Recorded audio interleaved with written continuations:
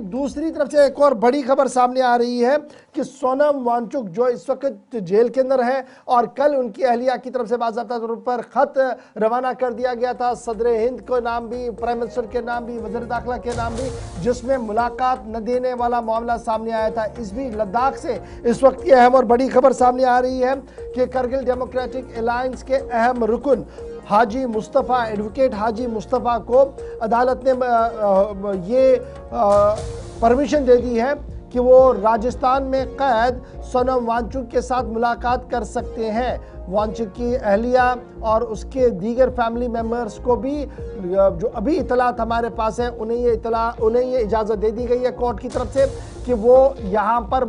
आकर मुलाकात सोनम वांगचुक से कर सकते हैं। 24 सितंबर को लेह के अंदर एहतजाजी मुजाहिरा हुआ, जिसके बाद सोनम वांगचुक को कौमी सिक्योरिटी एक्ट NSA के तहत जो है वो गिरफ्तार किया गया है और उसके बाद ही मुसलसल एहतजाज जो है वो चल रहे हैं और ये एहतजाजों का सिलसिला यहाँ तक पहुँचा कि दिल्ली के साथ जारी हाई पावर मीटिंग भी तातुल का शिकार हुई और फिर वांगचुक की अहलिया दिल्ली पहुंची, जहां पर उन्होंने प्रेस कॉन्फ्रेंस की, सदर और वजीर आजम से उन्हें रिहा करने की अपील की और साथ ये भी कहा कि उन्हें मुलाकात करने की इजाज़त दी जाए। ताहम लद्दाख बुद्धिस्ट एसोसिएशन के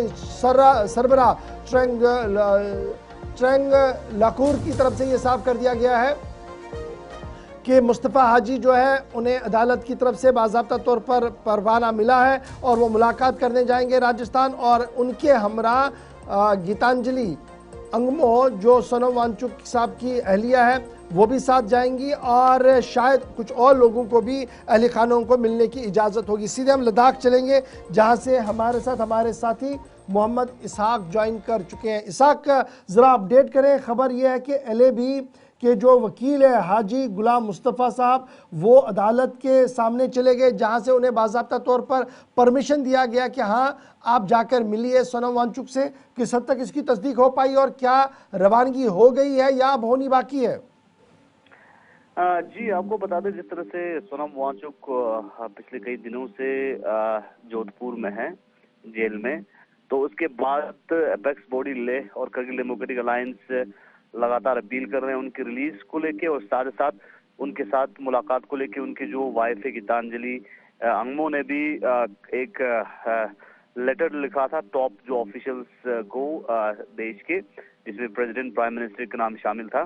तो उसके बाद से एक डेवलपमेंट कहीं ना कहीं देखने को मिल रहा है, हालांकि अभी पूरी तरह से कंफर्म नहीं है, लेकिन जराये के हवाले से अपडेट है कि ओरली कहीं ना कहीं उनको मिलने की इजाजत जो है उनकी लीगल एपेक्स बॉडी के लीगल एडवाइजर को मिलने की इजाजत मिली है, लेकिन फिलहाल कंफर्मेशन होना बाकी है। लेकिन जराये के हवाले से हमें अपडेट मिली है कि अभी थोड़ी देर के बाद यानी मुस्तफ़ा हाजी जो हैं वो लेह से दिल्ली रवाना होंगे और दिल्ली से वो राजस्थान रवाना हो सकता है। और साथ ही साथ अगर हम इस खबर के हवाले से अगर हम तार जोड़े तो कल जो एपेक्स बॉडी के को चेयरमैन तुस्तम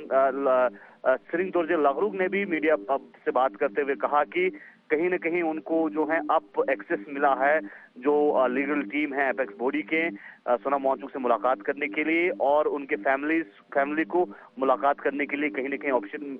एक्सेस मिला है और आज वो जा सकता है। इस तरह की अपडेट वहां से देखने को मिली। तो फिलहाल अभी आज जो है अभी हमने जराये के हवाले से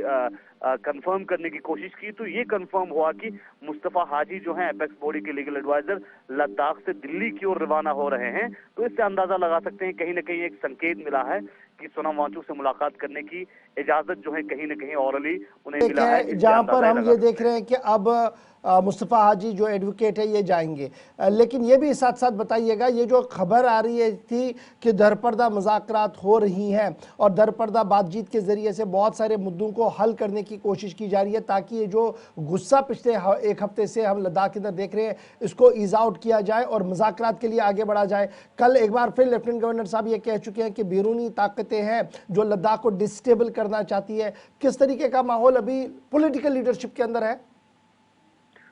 अभी पॉलिटिकल लीडरशिप के हवाले से आपको बता दें, अभी तो सेक्शन 163 इम्पोज हैं, तो इस बीच किसी भी तरह की जो है बड़े प्रोसेशन, रैलीज और जो लाउड स्पीकर्स और बाकी चीज़ों के 4 से ज़्यादा लोगों को जो है ग्रुप में झुंड में बैठने की इजाज़त नहीं है। तो फिलहाल पॉलिटिकली अगर हम कहा जाएं तो पॉलिटिकल जो माहौल है लद्दाख के अंदर फिलहाल जो है खामोश हैं, लेकिन आहिस्ते आहिस्ते आवाजें जो है लगातार आ रहे हैं। और लेफ्टिनेंट गवर्नर लद्दाख के द्वारा भी जो है लगातार पीस को मेंटेन करने की बात की, और पीस को मेंटेन करने के बाद एपेक्स और केडीए ने भी किया है। लेकिन कल जो है एक और दुख बड़ी खबर देखने को मिली कि एपेक्स ये लद्दाख पुलिस एसोसिएशन के एक फॉर्मर जनरल काउंसिल के मेंबर जो हैं उन्होंने भी सुसाइड करने की खबर आई। तो इस हवाले से त्रिंग दोरजी लागनू ने कहा कि वो एपेक्स और इस संगठन मूवमेंट के साथ थे और सोनम वांगचुक के वो डाई हार्ट फैन थे। इस तरह की बातें उन्होंने इस तरह की बातें सामने आई जो है खबर आने के बाद कहीं न कहीं लोग जो है अपसेट यकीनन हैं, क्योंकि पुलिस के हवाले से बताया जा रहा है कि इन्वेस्टिगेशन अभी लगातार जारी है और सुसाइड नोट के हवाले से किसी भी तरह की अपडेट नहीं है। लेकिन उनकी तरफ से भी यानी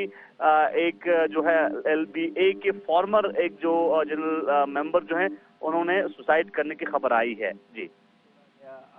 फराहम कर रहे थे लद्दाख के अंदर, खास तौर से लेह में रफ्ता रफ्ता सूरत हाल पटरी पर लौट रही है और इंतजामिया के मुताबिक चीज़ें अब कंट्रोल में हैं और पिछले दिनों के मुकाबले आहिस्ता आहिस्ता बाकी इदारे खुलना शुरू हुए हैं। खास तौर से तालीमी इदारे एक तवील मुद्दत के बाद आपको 26-27 के बाद खुलने को मिलेंगे। आगे बढ़